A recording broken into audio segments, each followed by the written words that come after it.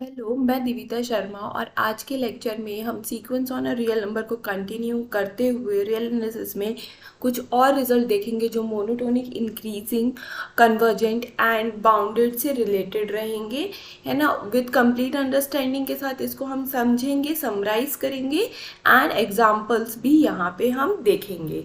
तो इससे प्रीवियस वाले लेक्चर्स में हमने पॉइंट्स एट टोपोलॉजी को कवर करते हुए sequence on a real number में monotonic sequence, divergent, convergent, bounded और इनसे रिलेटेड जो भी थ्योरम है उन सब की कंप्लीट अंडरस्टैंडिंग बिल्ड की है और इनकी डेफिनेशन देखी है। तो लिंक आई बटन डिस्क्रिप्शन बॉक्स में पूरी तरीके से प्रोवाइड हो जाएगी, आप वहाँ पे जाके प्रीवियस लेक्चर्स को भी देख सकते हैं, ठीक है, जिससे आपको हेल्प मिलेगी पूरी कंप्लीट अंडरस्टैंडिंग बिल्ड करने में। तो स्टार्ट करते हैं लेक्चर के साथ। आज के थ्योरम में सबसे पहले हमने ये थ्योरम रखा हुआ है कि every monotonic increasing sequence which is bounded above converge to its least upper bound. कहने का क्या मतलब है, यहाँ पे जितनी भी मोनोटोनिक इंक्रीजिंग सीक्वेंस होती हैं और अगर वो बाउंडेड होती हैं, बाउंडेड अबव होती है, अगर वो बाउंडेड अबव होती है तो वो कन्वर्ज करेगी। कब कन्वर्ज करेगी? जब उसके पास लीस्ट अपर बाउंड होगा। तो देखो, मोनोटोनिक इंक्रीजिंग सीक्वेंस हमने डेफिनेशन देखी हुई है मोनोटोनिक इंक्रीजिंग सीक्वेंस की। तो ये वो टाइप की सीक्वेंस होती हैं जो सिर्फ बढ़ती जाती है, इंक्रीज होती जाती है, वन डायरेक्शन में सिर्फ ये इंक्रीज हो रही है या फिर ये इक्वल टू है। तो कुछ इस तरीके की सीक्वेंस होगी या फिर आपको कुछ इस तरीके की सीक्वेंस मिलेगी जो प्लॉट करने के बाद आपको कुछ इस तरीके से दिख रही होगी। इंक्रीज हो रही है, देन इक्वल आ रही है, और फिर इंक्रीज हो रही है, फिर इक्वल आ रही है, समथिंग लाइक दिस, ठीक है। तो इस टाइप का आपको देखने को मिलेगा, है ना। मोनोटोनिक इंक्रीजिंग सीक्वेंस आपको कुछ इस तरीके से भी देखने को मिल सकती है। ये तो कंटिन्यूस बना दिया मैंने, है ना। नॉन कंटिन्यूस, डिसकनेक्टेड, डिसकंटिन्यूस भी आपको इस तरीके की सीक्वेंस देखने को मिल सकती है। तो ये सीक्वेंस भी आपकी कैसी हो जाती है? मोनोटोनिक इंक्रीजिंग सीक्वेंस हो जाती है, इस टाइप की सीक्वेंस भी। अब देखो, ये सब मोनोटोनिक इंक्रीजिंग सीक्वेंस है। अब यहाँ हो क्या रहा है कि ये बढ़ रही है, मतलब इनका लोअर बाउंड तो फिक्स है। ये आपका, ये मतलब जो सीक्वेंस है ये बाउंडेड बिलो तो है, ठीक है, बाउंडेड बिलो तो है सभी सीक्वेंस। ये तीनों ही सीक्वेंस कैसी है आपकी? यही तीन टाइप का ही आपको ग्राफ ऑलमोस्ट देखने को मिलेगा। दो कंटिन्यूस में या तो बिल्कुल ही इंक्रीज कर रहा है या फिर इंक्रीज करके इक्वल हो रहा है। ये कंटिन्यूस अगर कोई सीक्वेंस है तो कुछ इस तरीके से देखने को मिलेगा, ग्राफ अगर कंटिन्यूस बन रहा है तो। और अगर ग्राफ कंटिन्यूस नहीं बन रहा है तो मोनोटोनिक आपको कुछ इस तरीके से देखने को मिलेगा, जिसमें ये ब्रेक आ रहे होंगे, बट ये भी ऐसा इंक्रीज कर रहा है और ये भी बाउंडेड बिलो है, ठीक है। अब बात आती है, जब ये इंक्रीज कर रहा है तो इसके पास दो ऑप्शन है, ठीक है। या तो ये कहाँ जा सकता है? इन्फिनिटी पे मूव कर सकता है, या ये कोई फाइनाइट वैल्यू पे मूव कर सकता है, ठीक है। दो ऑप्शन है आपके पास, ठीक है। तो बाउंडेड बिलो है और एक डायरेक्शन में ही मूव कर रहा है, एक डायरेक्शन में मूव कर रहा है। इसका मतलब है यहाँ पे ऑक्सीलेटरी वाला जो केस है वो नहीं आ रहा है। तो यहाँ पे ये जो सीक्वेंस है 100% ऑक्सीलेटरी नहीं बनेगी। क्यों? क्योंकि ऑक्सीलेटरी के लिए सीक्वेंस को 2 पॉइंट या मोर देन 2 पॉइंट में बार बार रिपीट होना पड़ता है। तो वो केस यहाँ आपको नहीं मिलेगा। इस तरीके से जिगजैग पैटर्न आपको यहाँ पे देखने को नहीं मिलेगा अगर सीक्वेंस मोनोटोनिक है तो अब बात आती है, आपके पास सिर्फ दो ऑप्शन बचे, कन्वर्जेंट का और एक ऑप्शन बचा आपका डाइवर्जेंट का। तो अगर जो सीक्वेंस है उसकी जो लिमिट है, अगर वो लिमिट कैसी आ जाती है, कोई फाइनाइट वैल्यू आ जाती है, तो सीक्वेंस क्या हो जाएगी? कन्वर्जेंट हो जाएगी। और अगर जो लिमिट है वो कैसी हो जाती, इन्फिनिटी आ जाती है या माइनस इन्फिनिटी आ जाती है, तो सीक्वेंस कैसी हो जाएगी? डाइवर्जेंट हो जाएगी। तो अगर फाइनाइट वैल्यू आती है, इसका मतलब है जो सीक्वेंस है वो बाउंडेड है। सीक्वेंस बाउंडेड है और हम किस डायरेक्शन में बोल रहे हैं, क्योंकि बाउंडेड बिलो तो बाय डिफॉल्ट है हमारे पास, तो हमारे पास बचा क्या, सिर्फ बाउंडेड अबव होना। अगर बाउंडेड अबव हो जाती है मतलब फाइनाइट वैल्यू आ जाती है, चलते चलते चलते चलते एक ये कोई फाइनाइट वैल्यू में आके रुक जाती है सीक्वेंस, कोई एक यहाँ पे फाइनाइट ए पे आके रुक जाती है और इसके बाद ये एक सी दिखने लगती है, ए ही आने लगता है। तो इस टाइप की जो सीक्वेंस होती हैं, अगर कोई वो फाइनाइट पॉइंट पे आकर रुक गई है तो बाउंडेड हो जाएंगी, क्योंकि अभी आगे मूव ही नहीं कर रही है, हर बार ए वैल्यू आ रही है, तो ऑलमोस्ट ये ऐसा straight line parallel to the X axis बन जाएगा और इसी तरीके से ये आगे मूव करने लगेगी एक पॉइंट के बाद, ठीक है। तो ये आपकी क्या बन जाएगी, लिमिट बन जाएगी, और इस कारण से सीक्वेंस यहाँ कन्वर्जेंट है। सिमिलरली यहाँ पे भी यही होगा, एक पॉइंट के बाद ये ए वैल्यू देने लगेगी और सिर्फ ए वैल्यू ही देगी, इसके बाद आगे हर जगह पे, तो ये सीक्वेंस भी बाउंडेड हो जाएगी। एंड सिमिलरली यहाँ पे भी अब कितना भी आगे बढ़ा लो, ये आपको सिर्फ यही ए पॉइंट ही देगी, तो यहाँ पे भी बाउंडेड।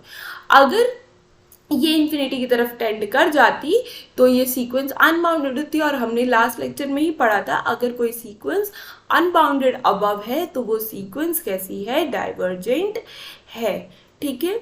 तो ये अनबाउंडेड अबव है और बाउंडेड बिलो, तो एक साइड से अगर अनबाउंडेड है तो वो डाइवर्जेंट का केस देती है और वो इस कारण से सीक्वेंस डाइवर्जेंट हो जाएगी। सिमिलरली सेकंड रिजल्ट हमारा लिखा हुआ है, सेकंड रिजल्ट हमसे क्या कह रहा है, सेकंड थ्योरम हमसे कह रहा है कि जितनी भी every monotonically decreasing sequence which is bounded below converges to its greatest lower bound,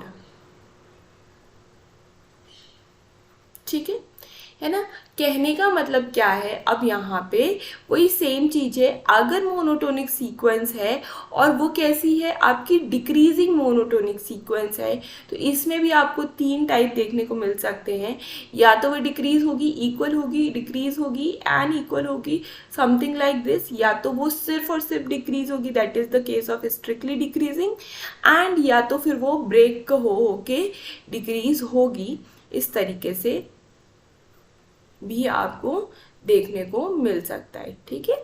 अब सिंपल सी बात है, यहाँ पे आप देखिए तो ये सबका जो इनिशियल पॉइंट है n इक्वल टू 1 रहेगा, और n इक्वल टू 1 पे यहाँ पे कोई एक फिक्स पॉइंट आपको देखने को मिल रहा है, तो इसका मतलब है ना, इसका मतलब है यहाँ पे ये जो बाउंडेड है और ये बाउंडेड अबव है, क्योंकि बाकी सारी वैल्यूज जो हैं वो इस वैल्यू से छोटी है, तो ये सभी सीक्वेंस कैसी हैं, आपकी बाउंडेड अबव की हो गई।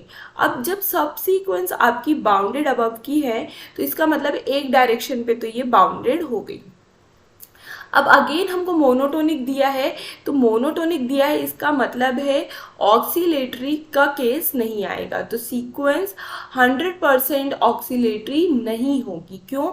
Again the same reason, oscillatory के लिए जिगजैग पैटर्न दिखना जरूरी है, जो कि यहाँ पे गलती से भी नहीं दिखेगा, बिकॉज द सीक्वेंस इज आपका मोनोटोनिक, ठीक है।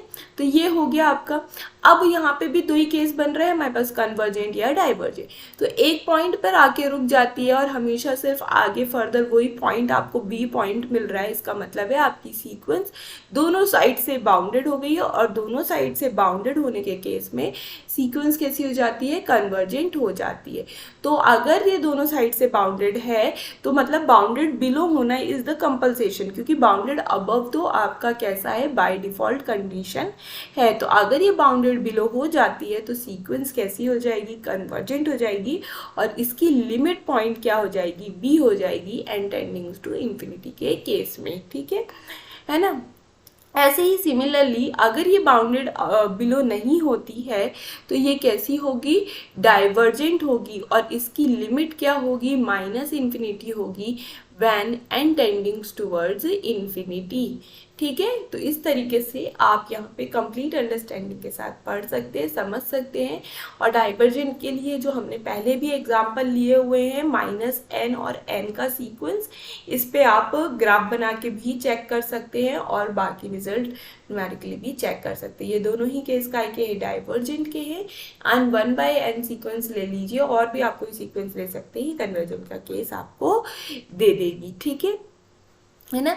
तो ये ऊपर वाली n वाली आपको किसके लिए दे रही है, इंक्रीजिंग का केस दे रही है, और ये जो -n है ये डिक्रीजिंग का केस दे रही है। ऐसे ही 1/n आपको डिक्रीजिंग का डिक्रीजिंग का केस दे रही है। ऐसे E/n एक सीक्वेंस आप ले, e⁻n सीक्वेंस ले लीजिए, ये आपको इंक्रीजिंग का केस दे रही है।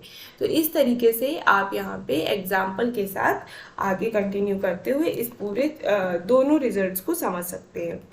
तो होप आपको यहाँ पे ये दोनों रिजल्ट समझ पे आ गए होंगे। एंड यहाँ पे क्या बोल रहा है, greatest lower bound and the least upper bound का मतलब यही होता है, जितने भी ग्रेटेस्ट लोअर बाउंड का मतलब है जितने भी लोअर बाउंड है उन सब में से जो सबसे बड़ा लोअर बाउंड है वहाँ पे आके रुक जाएगी, दैट इज द बी। ठीक है, यहाँ पे है ना।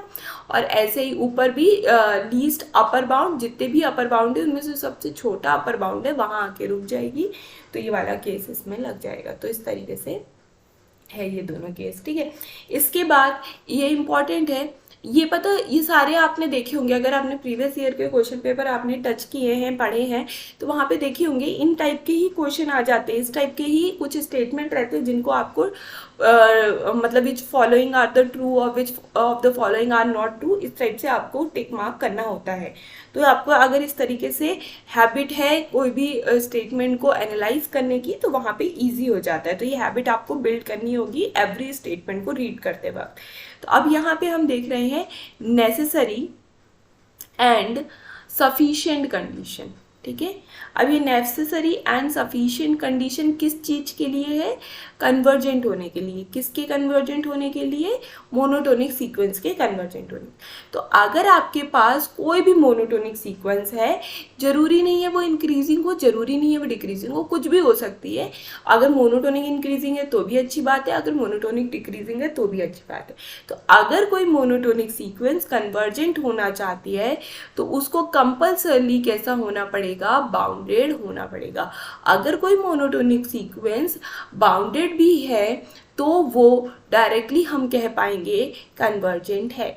तो जो अभी हमने रिजल्ट देखा, दोनों ही रिजल्ट का कंबाइन करके ये नेसेसरी एंड सफिशिएंट कंडीशन बन जा रही है।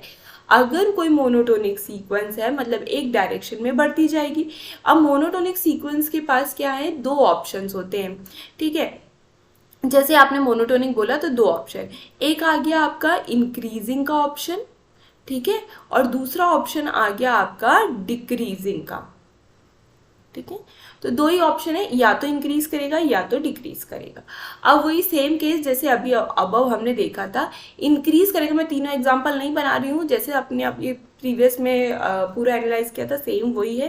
तो इंक्रीजिंग है तो वो बढ़ता जाएगा या फिर इक्वल टू होते हुए बढ़ता जाएगा या ब्रेकिंग पॉइंट से बढ़ता जाएगा। डिक्रीजिंग है तो वो इक्वल टू होते हुए डिक्रीज होगा या स्ट्रिक्टली डिक्रीज होगा या फिर ब्रेकिंग पॉइंट से डिक्रीज होगी सीक्वेंस। ठीक है, कुछ इस तरीके से।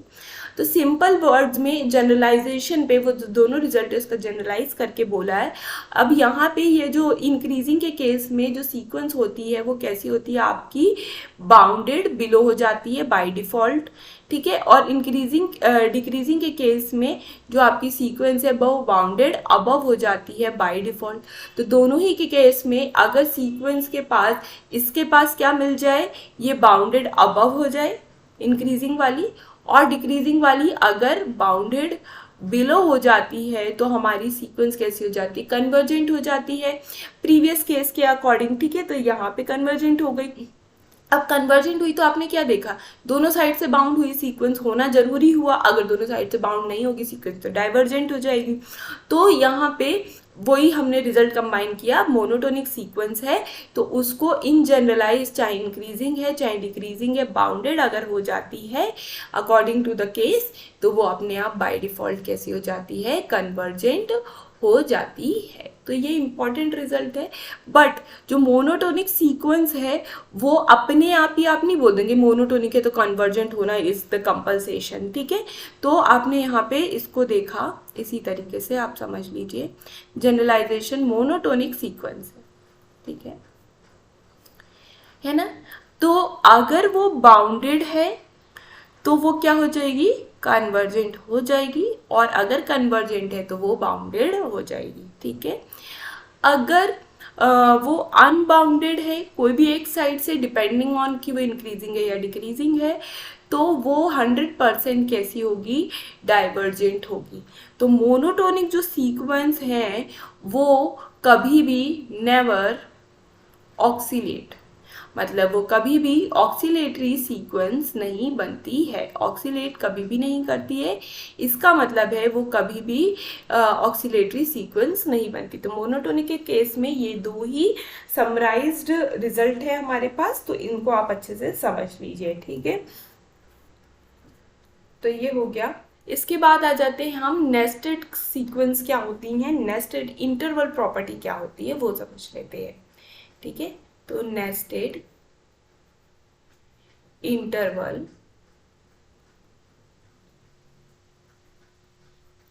प्रॉपर्टी। अब नेक्स्ट वर्ड से क्या समझ में आता है, नेस्ट मतलब घोंसला, मतलब हम एक ही जगह पे क्या हो रहे हैं, ये घोंसला कुछ इसी तरीके से होता है, ठीक है। एक ही जगह पे सब कुछ इकट्ठा होता जा रहा है, ठीक है। एक ही जगह पे इस तरीके से ओवरलैपिंग हो रही है, तो हमारा क्या बन गया, घोंसला बन गया, ठीक है। तो वर्ड से याद रखेंगे, इसी तरीके की इसकी कुछ डेफिनेशन भी है। और हम किसको दिखा रहे हैं, नेस्टेड इंटरवल को दिखा रहे हैं। तो सबसे पहले ले लेते हैं एक सेट ऑफ इंटरवल। तो IN क्या है, एक सेट ऑफ इंटरवल है जहाँ पे जो कि किसके इक्वल आ रहा है, आपका क्लोज्ड AN कॉमा BN से। तो यहाँ AN and BN according to the, मतलब I1 के लिए A1 B1, I2 के लिए A2 B2, इस तरीके से आपके क्लोज पॉइंट मिलते जाएंगे। तो और यहाँ पे क्लोज इंटरवल लिया है, ध्यान दीजिएगा, ठीक है। बी अ सीक्वेंस, और इसकी हमने क्या बना ली, बी अ सीक्वेंस। तो IN की हमने एक सीक्वेंस बना ली ऑफ क्लोज इंटरवल, ठीक है। ये सब के सब क्लोज इंटरवल है, तो इनकी हमने क्या बना ली है, एक सीक्वेंस बना ली, ठीक है।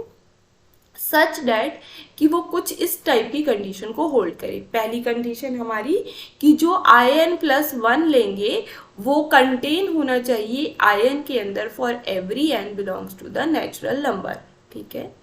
इसको एलोबरेट करके अगर हम लिखें तो देखो, इस सीक्वेंस के अंदर ये जो IN का जो सीक्वेंस है, इसके अंदर पॉइंट्स किस टाइप के होंगे, मेंबर्स किस टाइप के होंगे, I1, I2, I3, I4 and so on, ठीक है। इस तरीके से आपके इसके अंदर इंटरवल दिखेंगे। अब पहली कंडीशन क्या बोलती है, IN+1 कंटेन होना चाहिए IN के अंदर। इसका मतलब है जो I2 है वो कंटेन होना चाहिए I1 के अंदर, एंड I3 कंटेन होना चाहिए I2 के अंदर, एंड I4 कंटेन होना चाहिए आपका I3 के अंदर, एंड सो ऑन। तो ये जो फर्स्ट कंडीशन थी उसका एलोबरेशन है, ठीक है। अब आ जाते हैं हम सेकंड कंडीशन पे। तो कंडीशन सेकंड में हमको क्या होना पड़ेगा, जो लेंथ ऑफ IN है, जो लेंथ है, लेंथ ऑफ द IN, जो ईच इंडिविजुअल है I1, I2, I3, उनकी जो लेंथ है वो क्या होगी, किसी भी क्लोज इंटरवल की जो लेंथ होती है वो क्या होती है, उसका इनिशियल उसका फाइनल माइनस इनिशियल। तो IN के लिए BN माइनस AN मिल जाएगा, और ये हमेशा मूव करना चाहिए जीरो की तरफ as n tendings to infinity. n जैसे जैसे इन्फिनिटी की तरफ जाएगा तो IN जो है वो कैसे होते जाएंगे, डिक्रीज होते जाएंगे। तो ये ऊपर वाला ही बात कर रहा है ये कि जो I1 है उसका डिस्टेंस ज़्यादा होना चाहिए, I1 है उसका अगर आपने लेंथ निकाला है, लेंथ ऑफ I1 अगर आपने निकाला है that is B1 minus A1 आपने निकाला है अगर, तो वो कैसा होना चाहिए, बड़ा होना चाहिए। फिर लेंथ ऑफ I2 अगर आप निकाल रहे हैं दैट इज B2 माइनस में A2, ये अगर आप निकाल रहे हैं तो ये कैसा होना चाहिए, पहले वाले से छोटा होना चाहिए। फिर देन लेंथ ऑफ I3 फिर आगे और छोटा होना चाहिए। तो इस तरीके से आपको समझ में आना चाहिए कि इस तरीके से आपके इंटरवल अगर प्लेस्ड है और इस टाइप के इंटरवल की अगर आपने सीक्वेंस बनाई है तो वो जो सीक्वेंस है वो क्या कहला जाएगी। हाँ, तो अगर ये दोनों कंडीशन अगर सीक्वेंस होल्ड करती है तो हमको क्या चेक करना होगा, देयर एग्जिस्ट यूनिक, वर्ड याद रखिएगा यूनिक, एक से ज़्यादा नहीं मिलने चाहिए, यूनिक नंबर लेट से स्मॉल x जो कि आयन के अंदर बिलोंग करना चाहिए for every n belongs to the set of a natural number that is इसका मतलब है जब आप इंटरसेक्शन निकालेंगे सभी n का for every n belongs to set of a natural number के लिए, जितने भी i1 i2 i3 i4 इन सबका जब आप इंटरसेक्शन निकालेंगे तो ये सिंगलटन x आ जाना चाहिए, ठीक है ना। तो ये हमेशा आ जाता है अगर ये दो ऊपर की कंडीशन होल्ड होती हैं, और ये दो ऊपर की कंडीशन होल्ड होने का मतलब है कि जो आपका इंटरवल का सेट है, जो सीक्वेंस है, वो कैसी है, आपकी नेस्टेड है। और अगर नेस्टेड सीक्वेंस होती है तो उन जो भी एलिमेंट्स है उनका जो इंटरसेक्शन है, जो भी इंटरवल है, उनके इंटरसेक्शन के उनका इंटरसेक्शन हमेशा और हमेशा एक सिंगलटन एक्स हो जाता है, और इस टाइप का यूनिक एक्स हमेशा आपको प्रेजेंट मिलेगा ही मिलेगा, ठीक है। तो ये कुछ एक आपका ये हो गया नेस्टेड सीक्वेंस से रिलेटेड बात हो गई, ठीक है ना। जैसे कि आप कैंटर सेट ले लीजिए, ठीक है। एग्जाम्पल में अगर आप एग्जाम्पल चाह रहे हैं इस पूरे नेस्टेड इंटरवल का, तो एग्जाम्पल में आप कैंटर सेट ले लीजिए। मैंने पॉइंट सेट टोपोलॉजी में कैंटर सेट आपको पूरा अच्छे से एक्सप्लेन किया हुआ है। तो कैंटर सेट में भी जब आप इंटरसेक्शन निकालेंगे तो भी वो एक सिंगलटन वैल्यू आगे रह जाता है। तो ये कैंटर सेट हो गया आपका। फिर इसके बाद क्या हो जाता है, एक एग्जाम्पल और सेकेंड एग्जाम्पल ले लीजिए। आपका जो इंटरवल है कुछ इस तरीके से है, -1/n कॉमा n टाइप का, ठीक है। तो ये in है आपका, इसके आप सीक्वेंस बना लीजिए और चेक करिए कि ये जो दोनों कंडीशन है वो होल्ड हो रही है या नहीं हो रही है। और जब आप इसका इंटरसेक्शन करेंगे, या आप कह सकते हैं 0 जो है वो हमेशा in के अंदर बिलोंग करेगा for every n belongs to the natural number के लिए। दिस इम्प्लाइज जब भी आप इंटरसेक्शन करेंगे n1 से लेके इन्फिनिटी या n belongs to the set of a natural number पे in का, तो आपको हमेशा सिंगलटन 0 मिलेगा। तो यहाँ पे देखिए आपको कंडीशन 1 होल्ड होते हुए दिख रही है। What is the condition 1? Condition 1 आपसे कहती है कि जो in+1 है वो कंटेन होना चाहिए in के अंदर for every n belongs to the natural number के लिए। तो आप देखेंगे कि जो क्या कहते हैं I1 आएगा वो क्या आएगा, -1 आ जाएगा। I2 क्या आ जाएगा, -1/2 1/2। फिर क्या आएगा आपका I3 आएगा तो -1/3 1/3 एंड सो ऑन। इस तरीके से ही कंटेनमेंट दिखाएगा पहली कंडीशन। सेकंड कंडीशन क्या बोल रहा है आपसे कि जब भी आप इसकी लिमिट निकालेंगे, जब भी आप लेंथ निकालेंगे आयन की, तो वो कैसी होगी, डिक्रीजिंग वे में जाएगी। तो जो लेंथ ऑफ I1 होगा वो आपको दिख रहा है कि 2 आ रही है, दैट इज 2।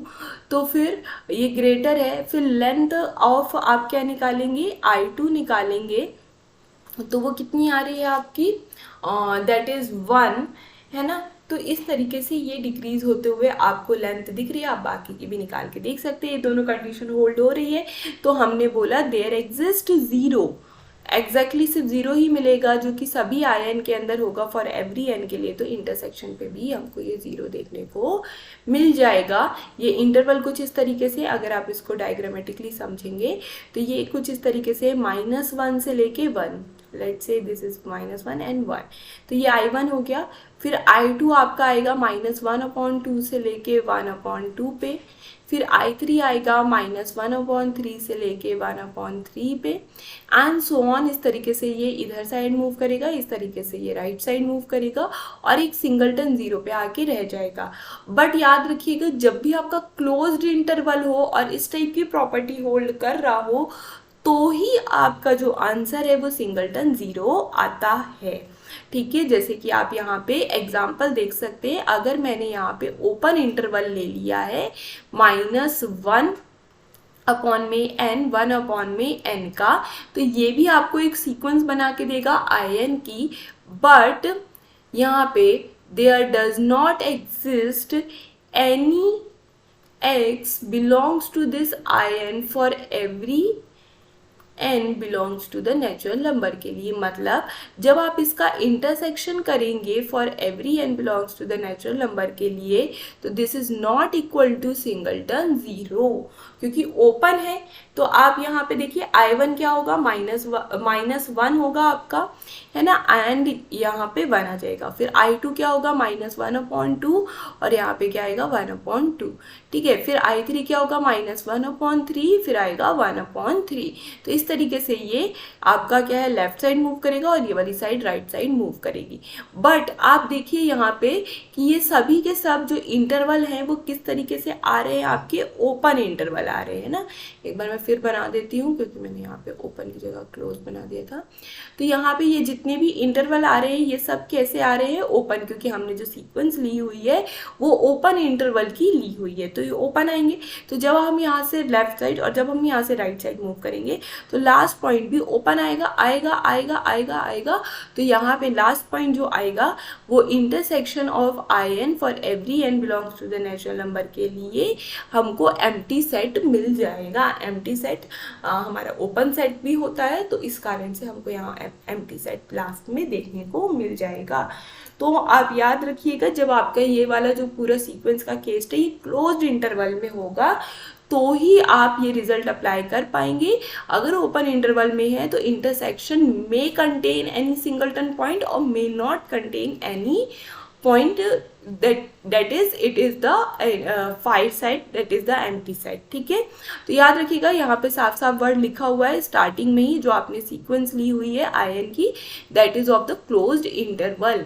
तो ये हाईलाइट पॉइंट है, याद रखिएगा। इसी टाइप के पॉइंट के साथ आपको वहाँ पे फंसाया जाता है, आप रिजल्ट याद करके जाते हैं, बट इस टाइप के जो पॉइंट्स हैं जैसे क्लोज इंटरवल लिखा है ये आप स्किप कर जाते हैं, एंड वहाँ पे आपको पॉइंट में आपको कुछ इस टाइप की यहाँ पे इंटरवल की सीक्वेंस बना के दे दी जाती है, और आपको लगता है कि हाँ ये तो इंटरवल भी है, नेस्टेड भी दिख रहा है, एक के अंदर एक के अंदर एक के अंदर घुस रहा है, बाकी दोनों कंडीशन होल्ड हो रही है, तो इसका आंसर सिंगलटन ही होगा, और हमेशा सिंगलटन होगा ऐसा जरूरी नहीं है। तो यहाँ पे जब भी ओपन इंटरवल का केस आता है तो आपको दोनों ऑप्शन देखने को मिलेंगे, या तो वो सिंगलटन या तो वो एम्प्टी होगा, या तो वो कोई आपको, या ऐसा भी हो सकता है जब आपने इंटरसेक्शन निकाला है IN का, जहाँ IN कैसे हैं, ओपन इंटरवल का ओपन इंटरवल की सीक्वेंस है, तो यहाँ पे आपको एक सिंगलटन A भी देखने को मिल सकता है। तो ये दोनों ही केस पॉसिबल है ओपन के केस में, बट क्लोज के केस में कंपल्सरी सिंगलटन आपको सेट मिलेगा। तो ये हो जाता है हमारा। नेक्स्ट लेक्चर में हम कुछ और रिजल्ट स्टार्ट करेंगे। होप आपको ये समझ में आया। मैं थोड़ा ज़्यादा एलॉबरेट करके बता रही हूँ, अगर आपको कम एलॉबरेशन चाहिए तो आप कमेंट पे मुझे बता सकते हैं। अगर आपको इसमें कुछ और वेरिएशन चाहिए, कुछ और चीज़ें इंक्लूड करानी है टीचिंग मेथड में, तो वो भी आप मुझे कमेंट करके बता सकते हैं। और अगर आपको चीज़ें सही में समझ में आ रही हैं, आपको हेल्पफुल लग रही हैं, तो कमेंट में ज़रूर बताइए, जिससे मुझे मोटिवेशन मिलता है। तो वीडियो को लाइक कर दीजिए, जिससे अगेन मुझे मोटिवेशन मिलेगा। अगर मैं ये सारी चीज़ें देखूंगी तो नेक्स्ट आपको और अच्छे कंटेंट प्रोवाइड हो जाएंगे। तो thank you for watching. Do subscribe the channel, like the video and do share it with your friends, ताकि उनकी भी हेल्प हो जाए। Thank you for watching.